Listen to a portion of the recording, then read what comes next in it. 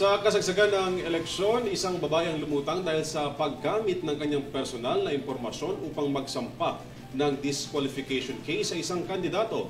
Pero git ng biktima, wala siyang ideya kung sino ang nasa likod ng paggamit ng kanyang mga personal na impormasyon. May report si Henry Nicolas. Hindi ko po alam kung sino yung gumagamit ng pangalan ko. Opo, kasi Andrea A. Lazaro po, tapos address ko pa po yung nandun, tapos yung present number po. Ako lang naman po yung dun sa amin na Andrea. Ginamit umano ang pangalan at kasalukuyang address saka naghain ng disqualification case sa Commission on Election o COMELEC laban sa isang tumatakbong sangguniang kabataan chairman ng isang barangay sa Quezon City. Ganyan ang sinapit ng 27 anyos na si Maria Andrea A. Lazaro, residente ng Doña Faustina, San Bartolome, Quezon City, kaya napasugod sa COMELEC kahapon para ireklamo ang naturang usapin. Kwento ni Lazaro, hindi siya ang taong nag-file ng petisyon para i-disqualify ang naturang kandidato. Lumutang lang anya siya para linisin ang kanyang pangalan. Andrea A. Lazaro raw kasi ang pangalang ginamit para ihain ang naturang petisyon.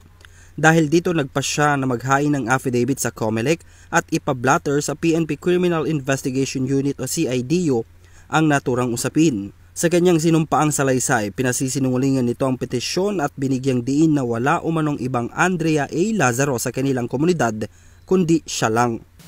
Gusto ko lang pong linawin na hindi po ako yung nagkasa sa kanya.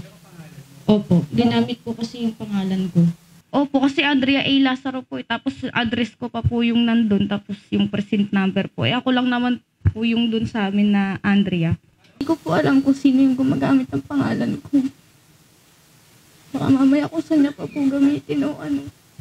Wala raw siyang ideya kung sino ang nasa likod at maaaring may pakana sa paggamit ng kanyang pangalan, lalo't hindi naman umano ito lumalabas ng kanilang bahay. Bagamat hindi nito pirma ang nakalagay sa petisyon, ikinababahala raw nito ang nangyari dahil sa parehong pagkakakilanlan, address at mismong voting precinct niya ang ginamit.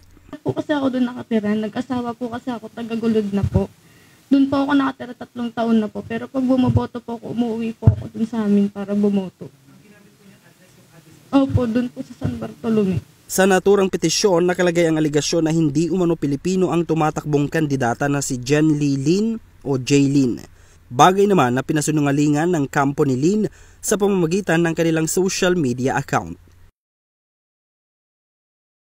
Samantala, ayon naman kay COMELEC Chairman George Garcia, nakarating na sa kanilang impormasyon. Inaantay na lamang aniya ang formal letter ng affidavit ni Lazaro. Para sa EuroTV News, ako si Henry V. Nicolas, sumasaludo sa bawat Pilipino.